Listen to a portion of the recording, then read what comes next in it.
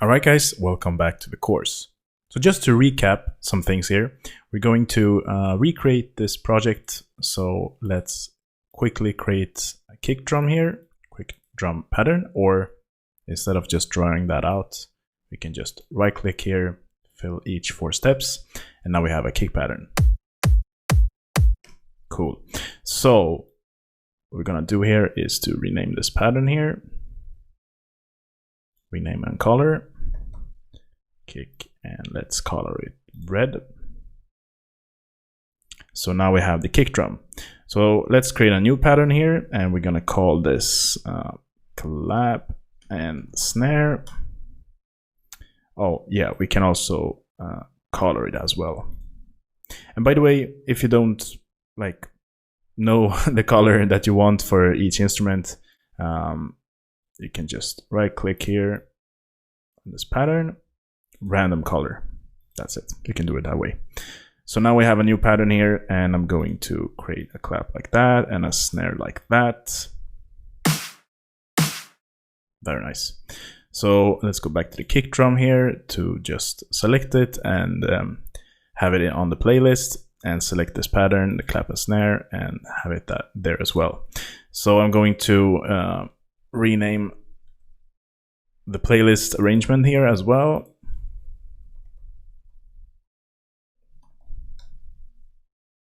Like that. And let's go with change color. Yeah, and we want the same color basically, just so we're not confused. So this is that color, and we have a red there as well. Great. We can also change the icon here. So let's say we have a kick drum. That is a kick drum. Claps and snares. So let's do that, for instance. Very nice. So now we can play the song. And there is our song for now. Let's create a new pattern. So pattern 3, and we're going to call this hats. Let's go with the color here as well. Something yellow would be good. And I want to fill each 2 steps. And now we have a hat here as well. So let's play the pattern.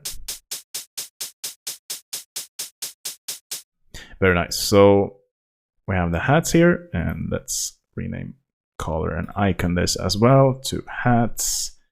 And we want the same kind of yellow there as well. And now just place the hats pattern there. So now if you choose the song mode, we have a full drum beat now. So that's very nice. What we can do here is to group these tracks, these 3 tracks here, to one track. So what you will do here is to right click on the track that you want to group with. So let's say I want to group these 2 tracks with this first track here. I just go to the track that I want to group with above track like that, and do the same thing as well here on the hats track. So now you can see the kick, claps and snare and hats track are grouped together. So you can expand and do like that for this whole group here. So it's very nice. You can just do it like that, and you can minimize things and organize things this way. If you want to group a lot of tracks here, you can just right click on each track, press the letter G like that, and now you can group a lot of different tracks here. It's very handy to have here when organizing stuff in your project, is to just go with auto color group. That will color all of these tracks that you have grouped together. So now it's a lot more organized. You can see the red little background here on all of the clips here that you're going to use in the arrangement in the playlist here. We're working with a channel rack here, and we're working with the step sequencer. What you can do here is to open up the piano roll, and that will give you a lot more flexibility when creating notes. So you can just choose whatever instrument you want here. Let's say we have the kick, clap, and hat and snare. You can just right click on one of them and choose piano roll, and that will take you to the piano roll of the instrument that you clicked. So you can also see that piano roll and the kick. So if I open up clap here, for instance, that's going to open up the piano roll for the clap. And here I can create notes, a lot more precise notes. So like we have now, for instance, in the pattern of the collapse and snares here. So let's go to that pattern like that. And now let's go to the piano roll. And now we can see the notes that we created here. So it's basically the same thing as the step sequencer, but you have a lot more flexibility within the piano roll. So what you can do here, you can, let's say we want to resize that note, for instance. You can create new notes. You can pitch notes. You can also delete them by just right-clicking the mouse like that. And you also have the control here. So here you can control different velocities, release. Yeah, you have a lot of different things you can control here. So you're actually controlling the note that you're writing out in the piano roll. So if I want to, like, let's say I want a lower velocity on one of the notes, let's say this note here, I can just lower the velocity like that. Let's take a more in-depth look of the piano roll. So to create a new instrument here, you can just go with the plus sign here, or you can also go to add, and here you have all of the plugins. But let's just go with the plus sign here for now, and I'm gonna go with Fruity or FL Keys. And this is a very basic piano plugin that comes with FL Studio. I'm just playing that on my keyboard here. And as you can see, if let's just create a new pattern here and just call it piano. Let's color it as well. Great.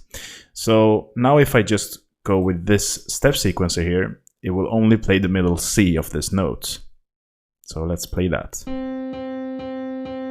And I can't really do anything here. So let's get rid of that and open up the piano roll like that. So now we have the piano roll here. You can also make it full size like that just by double clicking the title bar here.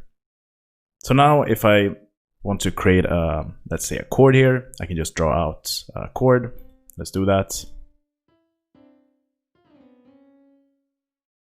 In FL Studio is one of the best piano rolls I think out there on all of the digital audio workstations out there. For instance, I've been using Logic a lot and Ableton Live a lot, but FL Studio is by far the best piano roll when it comes to flexibility and how to work with different notes. There are a lot of different tools you can use here. I'm not going to go through exactly all of the tools because that would make the course like a year long or something like that. So I want you to explore a lot of these different functions by yourself. I'm going to use a lot of functions when I create the tracks, so you will see how I use them.